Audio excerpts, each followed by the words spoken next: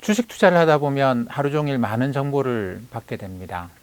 중앙은행이 어떻게 한다, 정부가 어떻게 한다, 기업 실적이 어떻다, 그 다음에 뭐 경제 지표가 어떻다, 이런 엄청나게 많은 정보의 사실상 홍수에 빠지게 되는데, 이 주식 투자를 하면서 정보를 그 홍수에 빠지지 않고 정보를 잘 분류하고 이 정보를 갖고 결국은 좋은 투자 판단, 주식을 살 거냐 팔 거냐, 어떤 종목을 살 거냐 팔 거냐, 이런 데까지 가는데 반드시 필요한 정보의 분류 체계에 대해서 말씀드리도록 하겠습니다. 일단 우리가 일상적으로 우리가 살아가는 과정에서 한번 생각을 해보죠. 뭐 옷이다 그러면 우리가 옷을 계절별로 나눕니다. 그리고 바지, 그 다음에 셔츠도 나누고요.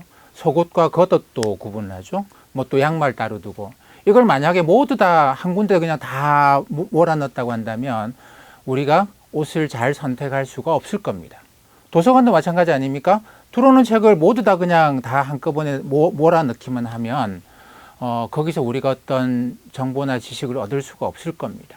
근데 이것들은 다 어떻게 보면 그렇죠. 하나하나를 이 분류를 해요. 체계를 갖고 분류를 해서 이거는 여기 넣고 이거는 여기 넣고 이런 행동들을 합니다. 그럼 우리가 주식 투자를 하면서 얻게 되는 정보도 이렇게 구분을 해야 되겠죠. 뭐 요건 중앙은, 요거는 정부, 요거는 뭐 기업, 요거는 경제, 이런 구분이 아니고 요거 사이에 유기적인 어떤 관계를 설정하는 것이 굉장히 중요하다는 이야기입니다. 자, 그렇게 보면 제가 나름대로 생각하는 어떤 정보의 분류 체계, 이 계층화시켜서 분류를 저는 하는데, 가장 먼저 해야 될 거는 뭐냐면 이게 유동성에 관한 이야기인지 펀더멘탈에 관한 이야기인지를 일단 구분하는 겁니다. 유동성과 관련된 이야기는 제일 중요한 게 무엇이겠습니까? 중앙은행, 이런 것이 되겠죠. 그 다음에 이제 정부가 경기 부양 법안을 만들어서 뭐 돈을 얼마를 푼다더라, 뭐 이런 이야기들이 기본적으로 유동성과 관련된 이야기들입니다. 또 하나는 경제 지표가 어떻다, 기업 실적이 어떻다, 이 실적과 관련된 이야기예요. 이 두 가지를 일단 구분을 해야 됩니다. 그리고 이것 사이에 유기적인 관계를 이제 설정을 해야 되는데, 자, 저는 이 유기적인 관계를 어떻게 생각하느냐면 비행기의 엔진에 비유를 합니다. 우리가 이제 비행기를 보면 가령 전투기 같으면 F-16이나 F-35 이런 걸 보면 뒤에서 보면 이 제트 엔진이 하나가 달렸죠. 그죠? 하나의 엔진을 갖고 있습니다.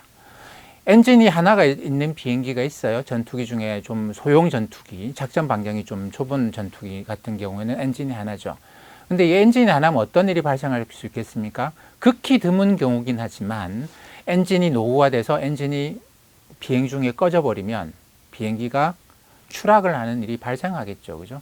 근데 우리가 보는 이제 전투기 중에도 F-15나 F-22 이런 전투기들은 뒤에서 보면 엔진이 두 개가 달려 있어요.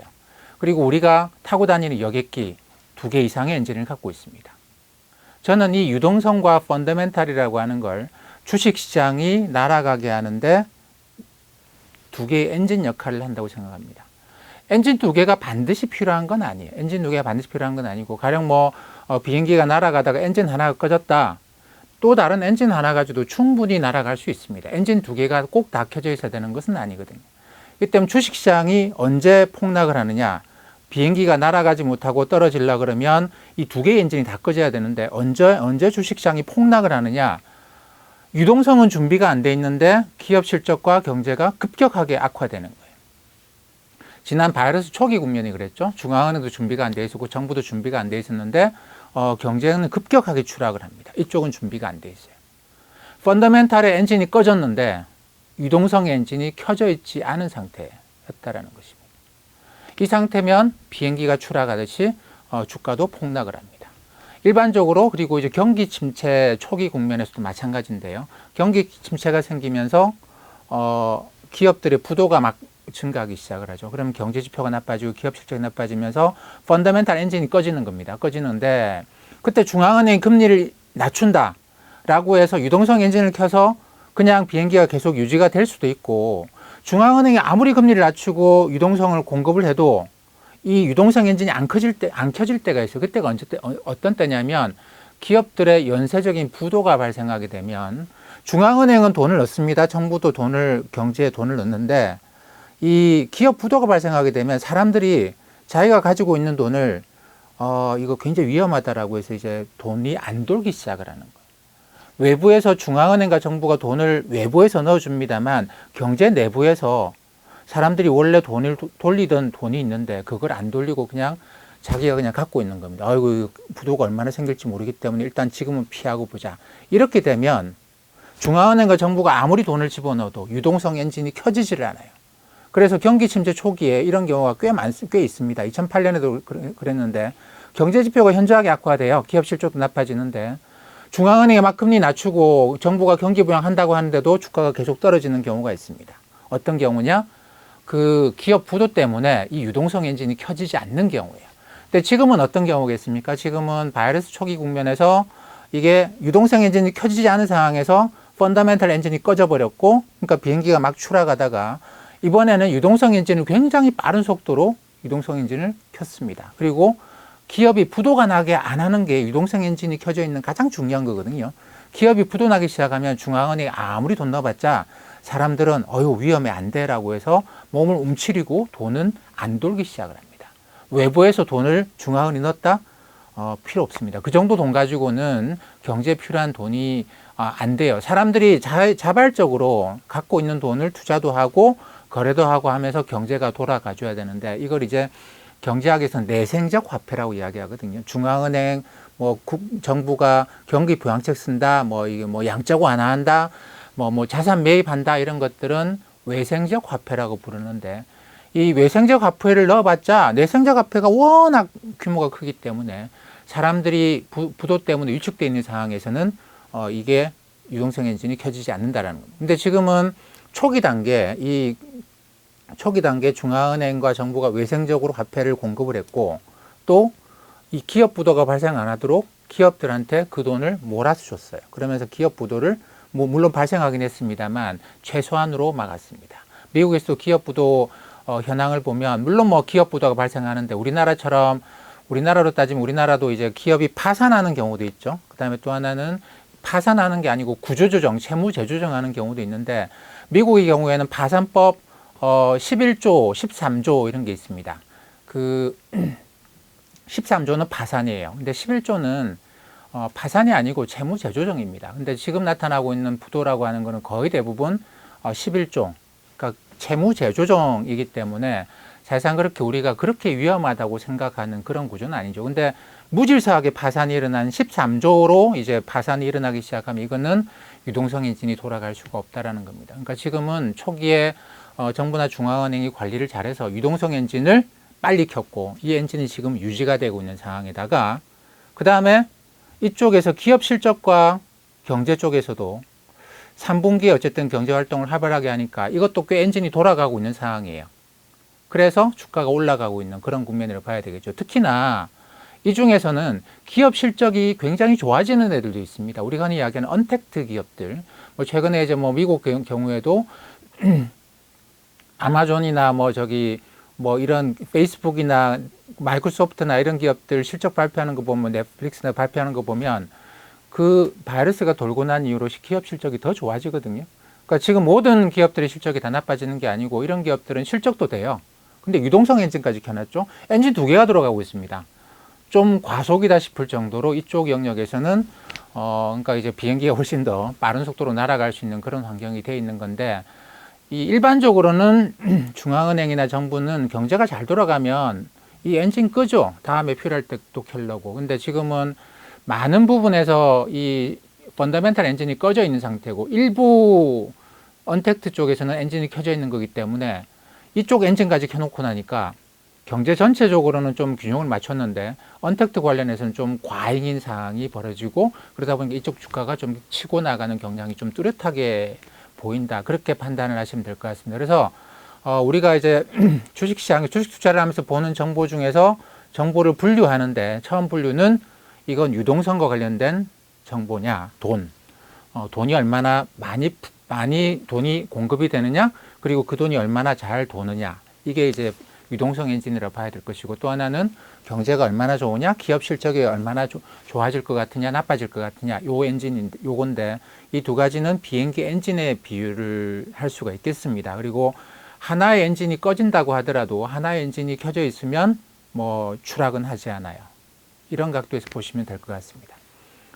그럼 그 다음에는 이제 이 펀더멘탈 엔진 요거를 가지고 한번 살펴봐야 되겠죠. 요것도 그러는데, 여기도 어떤 우리가 체계, 그리고 이 양자, 경제라고 하는 나오는 것과 기업이라고 나오는 것 사이에 어떤 구조적인 관계를 체계화시켜서 머릿속에 정보를 넣어야 됩니다. 정보라고 하는 거는 내가 그냥 받아들이면, 그냥 분류가 되지 않고 내 머릿속에 들어오면 이게 지식의 단계, 지혜의 단계로 넘어가지 못한다고 합니다. 우리 인간의 뇌는 들어온 정보를, 데이터나 정보를 어떤 체계에 따라서 뇌에 본인이 기존에 갖고 있던 체계에 따라서 여기다 넣고 여기다 넣고 여기다 넣고 하면서 이게 이제 분리가 되죠. 그러면 이 상호 간의 계층 사이의 상호 간의 유기적인 관계가 돌아가면서 어떤 지혜를 만들어내는 그런 우리 뇌가 그런 것 같아요. 그래서 최근에 뭐 인공지능, 딥러닝, 뭐 알파고 이런 거 많이 들어보셨겠습니다만 그 알파고, 딥러닝이 하고 있는 게 뭐냐면 들어오는 정보들을 이렇게 분류해서 여러 층으로 나누고 이 각 층 사이에 상호 관계를 만드는 이런 식으로 프로그램을 만들고 있습니다. 그게 인공지능 딥러닝이라고 이야기하는 건데 사실 그거는 우리의 인간의 뇌가 하고 있는 걸 그대로 본딴 거예요. 그렇기 때문에 저는 이제 주식과 관련된 주식 투자할 때 받아들이는 정보도 이런 식의 계층별로 구분하고 요 계층들 사이에 어떤 관계가 있겠느냐 이렇게 정리를 해놔야지만 내가 주식을 산다, 판다라는 판단을 그게 뭐 물론 그래서 꼭 맞다라는 뜻은 아닌데 내 나름대로는 이제 내가 적합한 적절한 판단을 내릴 수 있지 않겠는가라고 생각을 합니다. 자, 이 펀더멘탈 엔진 속에 들어가 있는 거는 두 가지예요. 경제라고 하는 것과 기업입니다. 경제, 기업 이렇게 들어가요. 이 경제라고 하는 거 경제학에서는 이걸 매크로, 기업을 마이크로라고 이야기합니다. 거시경제, 미시경제 이렇게 이야기를 하죠. 근데 이게 경제학에서만 이러는 게 아니고 물리학에서도 물리학 뭐 고등학교 때 과학 배우신 분들은 고등학교 때 배우는 물리학은 어떻게 보면 뭐 만류인력 법칙, 중력 이런 걸 하면서 뭐 뉴턴 시대 때 이런 거대한 입자들 뭐 우주 공간에서 뭐 지구랑 달 사이의 관계 이런 거대 입자들 사이에 물리적인 관계를 이야기를 하죠. 그럼 매크로입니다. 커다란 덩치 단위에서 일어나는 일들. 근데 대학 가서 양자역학을 배우면 그 고등학교 때 배운 물리학하고는 또 완전히 다른, 이건 완전히 다른 세상이에요. 정말 조그만 입자이기 때문에 우리가 관찰하기도 불가능한 그 조그만 입자들 사이에서 중력은 저리 가라는 어마어마한 힘들이 작용하면서 입자들 사이의 어떤 관계를 만들고 있거든요. 기업들 사이에서 돌아가는 것도 양자역학과 비슷할 정도로 이 지구의 중력과 무관하게 돌아갑니다. 경제와 무관하게 기업은 돌아가는 그런 거다라는. 근데 이거하고 저거하고 완전히 관계가 없느냐? 완전히 관계가 없다고 할 수는 없죠. 왜냐하면 요게 모여서 요걸 만드는 거니까. 마이크로가 모여서 매크로가 만들어지는 거기 때문에 매크로하고 마이크로는 절대로 떨어져 있다고 생각할 수가 없습니다. 하지만 경제학 이론에서도 그러고 물리학에서도 그럽니다만 이 둘 사이를 하나로 완전히 하나는 빼고 하나로 세상을 설명할 수는 없어요. 이 둘 사이 어떤 관계를 성립해야 될지는 우리가 정확하게는 아직까지 학계에서도 정립된 바는 없지만 물리학이든 경제학이든 이것과 이것을 서로 다르게 취급을 하고 각각 취급을 하고 있습니다. 자, 경제에 대한 정보, 뭐 경제가 어떻다 이거는 다 한 나라 경제를 기준으로 하죠. 그게 물가든 GDP든 뭐 산업 생산, 수출, 고용 이거 전부 다 매크로 데이터입니다. 기업 단위 데이터가 아니고 한 나라 경제가 어떻다라는 것이죠. 어떻게 했습니까? 한 나라 경제가 잘 돌아간다면 평균적으로 뭐 기업 하나하나는 꼭 그게 영향을 좀 받는 게 힘이 작겠지만 기업 전체적으로 보면 평균적으로는 기업 실적이 좋아지지 않겠습니까? 그래서 경제가 좋다 나쁘다를 가지고 주식 투자를 하자라고 하는 거를 흔히 탑, 다운이라고 합니다. 큰 것에서 시작을 해서 제일 위에서 시작을 해가지고 내려가서 기업까지 골라내서 투자에 들어가는 이런 방식을 탑다운 방식이라고 이야기를 하죠. 또 하나는 이제 반대로 바텀업 방식이라는 게 있습니다. 경제는 됐고요. 경제는 웬만큼 뭐 크게 뭐 큰 일이 안 생기는 이상은 괜찮은 것 같고 기업만 보겠습니다. 나는 그래서 기업 단위 이 기업을 보니까 야 요거 정말 장기적으로 성장할 것 같다. 그런 기업들만 담아서 포트폴리오를 만드는 바텀 업을 하는 그런 단계가 되겠죠. 주식 투자하시는 분들한테는 굉장히 유명한 책입니다. 코스톨라니라고 하는 유럽의 투자자가 쓴 책인데, 돈 뜨겁게 사랑하고 차갑게 다루어라 라는 책을 보면, 코스톨라니는 정규 교육을 그렇게 받은 사람이 아니에요. 헝가리 출신이고, 뭐 당시에 이제 여러 가지 1차 대전 직전의 상황이었기 때문에 헝가리에서 프랑스로 이제 망명? 유학? 근데 어쨌든 프랑스로 가서 거기서 정규 교육을 받지 않고 주식 투자를 시작한 사람인데, 이 코스톨라니 책을 보면 그 긴 책에 경제에 대한 이야기는 거의 없습니다. 코스톨라니는 뭐라고 이야기하냐면, 경제? 뭐 그거는 뭐 경기 침체만 아니면 크게 신경 안 써도 된다. 뭐 이런 이야기를 합니다. 기업을 고르는 게 중요하겠지. 그런 생각은 바텀업이라고 봐야 되겠죠. 근데 어쨌든 이 펀더멘탈 엔진 안에 들어오면 우리가 어느 한 군데에다가 중점을 둬야 됩니다. 나는 매크로를 중심으로 보겠다. 그래서 세상의 경제가 좋아진다, 나빠진다를 중심으로 해서 주식을 사거나 팔겠다라는 선택을 하거나, 아니면 그래, 경제라는 게 아주 뭐 문제가 안 생기기 전까지는 나는 그런 매크로 데이터는 좀 안 보고 덜 보고 기업 찾는 데 중점을 두겠다. 이런 선택을 하시거나 이런 선택을 하시거나 둘 중에 하나의 선택을 하시는 게 중요합니다. 왜냐하면 제가 참 많은 사람들을 만나보고, 저도 지금도 저는 탑다운 중심이죠. 매크로를 하는 사람이기 때문에 탑다운 중심인데 거의 30년을 이걸 하고 있는데, 굉장히 많은 사람들을 봅니다. 펀드 매니저도, 그리고 애널리스트도 많이 봅니다만, 그 개인 투자자들도. 이 두 개를 다 잘하는 사람은 없어요. 다 잘하는 사람은 없습니다. 이게 신이 사람을 만들 때 뭐 하나는 능력을 주고 뭐 하나는 능력을 좀 뺀 것 같은데, 그래서 어떤 사람은 이게 강하고 어떤 사람은 이게 강합니다. 근데 이 둘을 어느 정도 강점이 없는 사람이 주식 투자에서 성공할 확률보다는 이쪽이든 이쪽이든 강점을 갖고 있는 사람이 확실히 주식 투자를 잘하는 것 같아요. 그리고 한쪽 영역을 잘하면 자기가 어떤 단점이 있는지도 자기가 알거든요. 그렇기 때문에 이쪽에서 무슨 일이 생기는지를 보려고 합니다. 기업만 보는 사람들은 경제를 완전히 무시하고 기업만 보느냐, 이걸 정말 잘하는 사람들은 자기가 갖고 있는 단점을 또 알아요. 세상은 양자역학만으로 세상을 설명할 수 있는 건 아니라는 건 알고, 미시경제학만으로 경제를 설명할 수 없다는 건 아는 것이죠.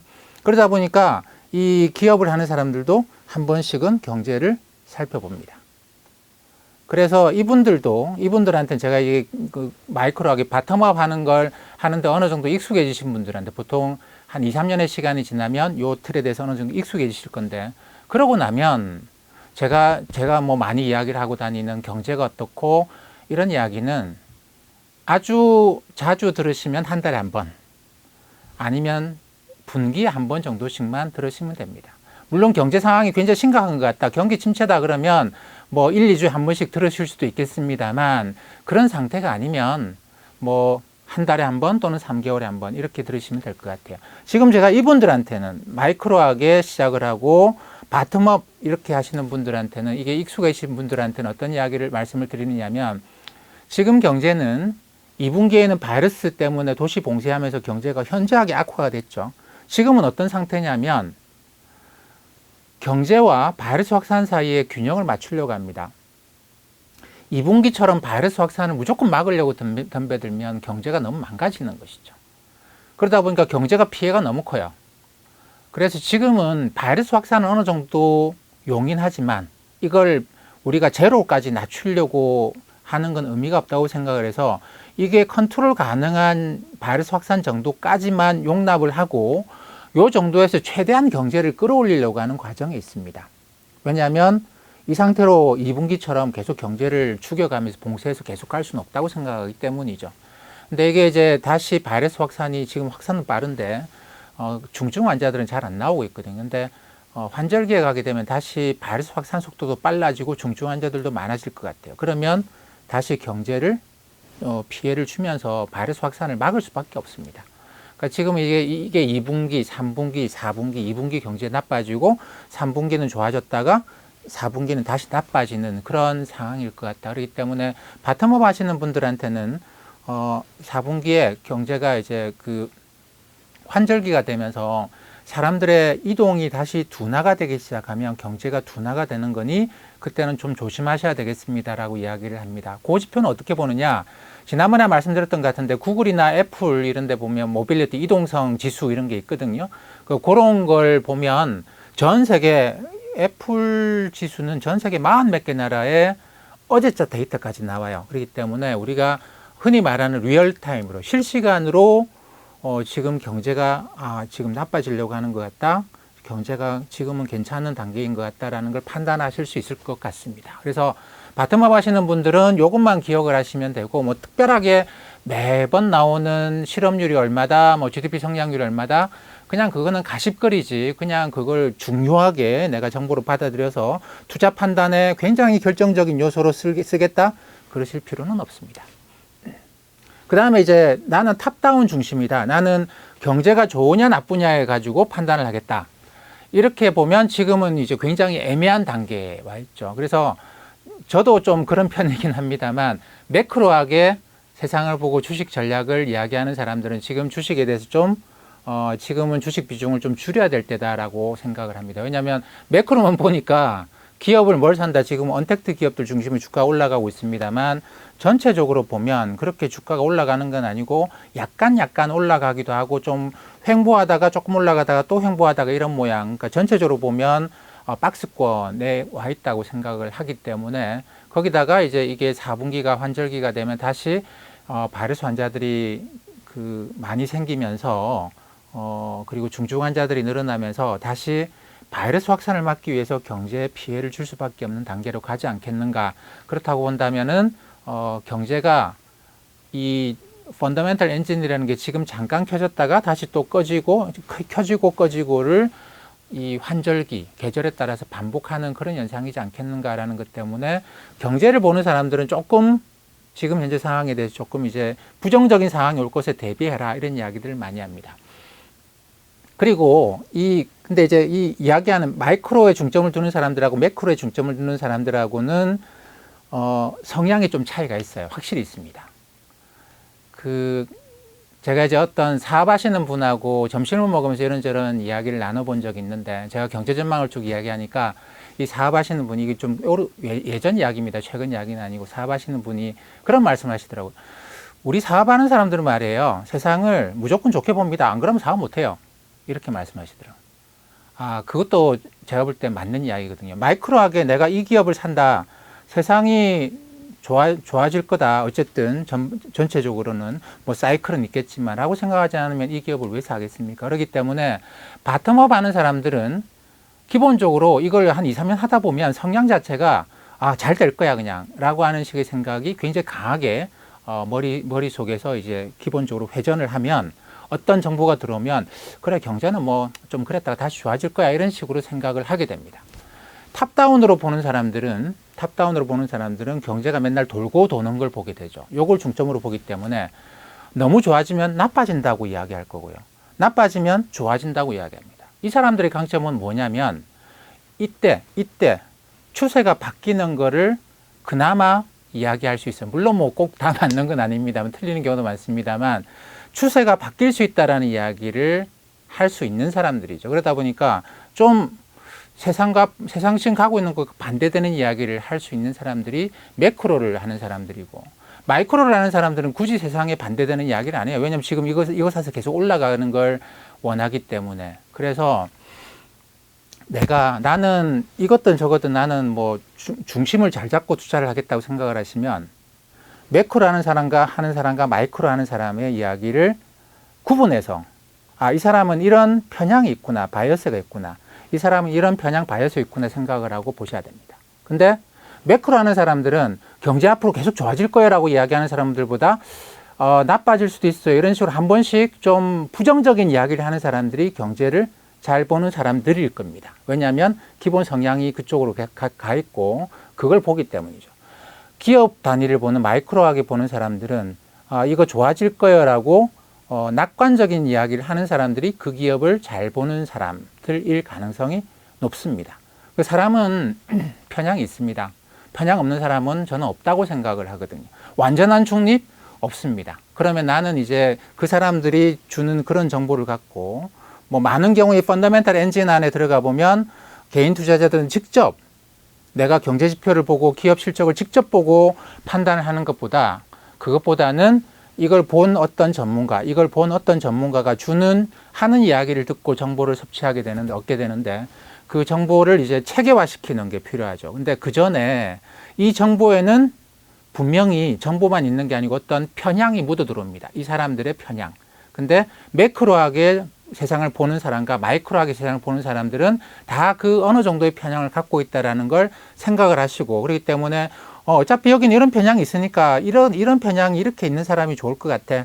이쪽에는 이런 편향이 있으니까 이런 편향이 있는 사람이 이야기하는 게 더 좋은 것 같아. 내한테는 좋은 정보일 것 같아. 이렇게 해서 모으시고, 그래서 나는 이 투자를 할 건데, 그러면 지금 이런 의견과 저런 의견을 볼 때, 이 정도면 괜찮겠다. 이 정도면 내가 이걸 바이해도 매수해도 괜찮겠네라는 결론을 내리실 수 있지 않겠는가 생각을 합니다. 그렇기 때문에 정보의 홍수에 빠지지 마시고 정보를 체계화시키고 그 각 체계에 들어가 있는 정보들 사이에 상호작용, 이런 걸 생각을 하시면 정보의 홍수에 빠지지 않고 좋은 투자 판단을 내리실 수 있지 않겠는가 생각합니다.